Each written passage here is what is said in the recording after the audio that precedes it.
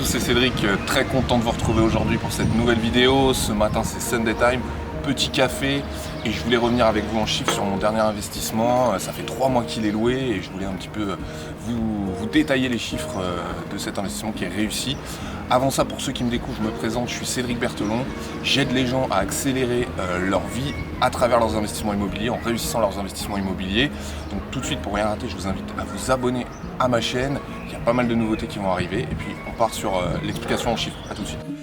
Alors il y a quelques temps, j'avais fait une vidéo où je vous présentais du coup mon dernier investissement. Si vous ne l'avez pas vu, je vous invite tout de suite à cliquer juste au-dessus pour découvrir ce bien. Et puis maintenant, on va parler chiffres. C'est parti. Je vous ai détaillé les différents postes. Alors on va commencer par le prix total du bien. Donc je l'ai payé 42 000 € net vendeur.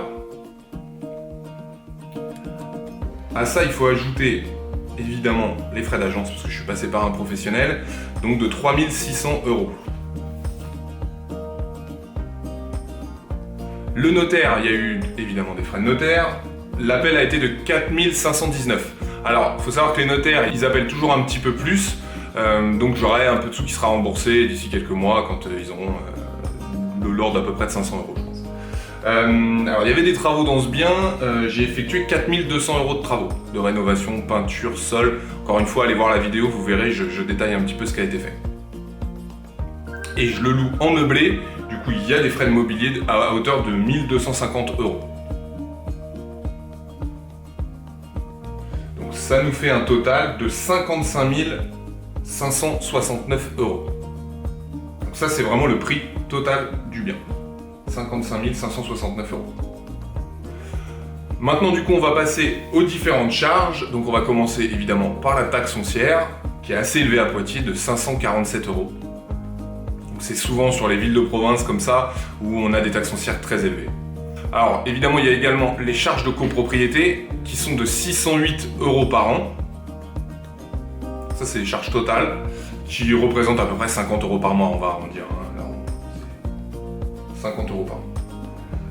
À ça il faut ajouter l'assurance du bien, donc c'est une assurance propriétaire non occupant et moi je paye 86 € à l'année.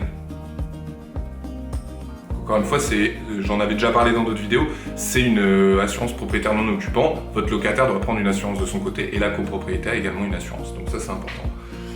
Donc voilà pour les différentes charges. Maintenant on va passer au point le plus important, le financement. Donc moi pour l'acquisition de ce bien, j'avais une partie en apport, donc j'ai mis 5 569 € d'apport. Donc vous l'aurez compris, globalement je voulais arriver à un emprunt de 50 000 €. Encore une fois, je l'avais dit, c'est pas interdit d'amorcer un petit peu d'apport sur vos investissements. Chacun investit un peu comme il le souhaite. Moi, c'est vrai que j'aime bien toujours mettre un peu d'apport pour dégager un peu plus de bénéfices. Je vais y revenir après.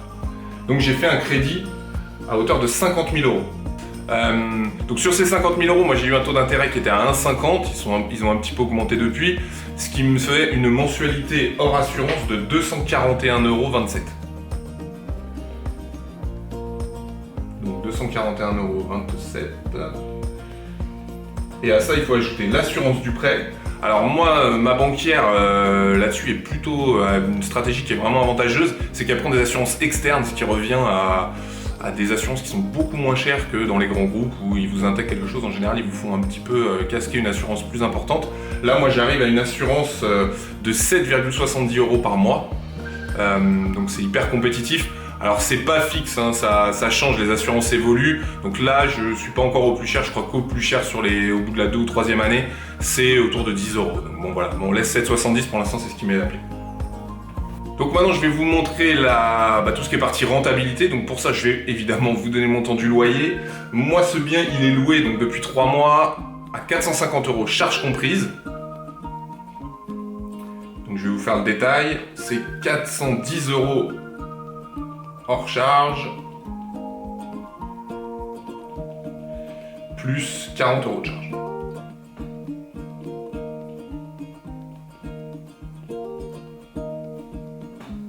Donc là-dessus, je vous ai calculé les rentabilités. Donc on arrive sur une rentabilité brute à 8,85.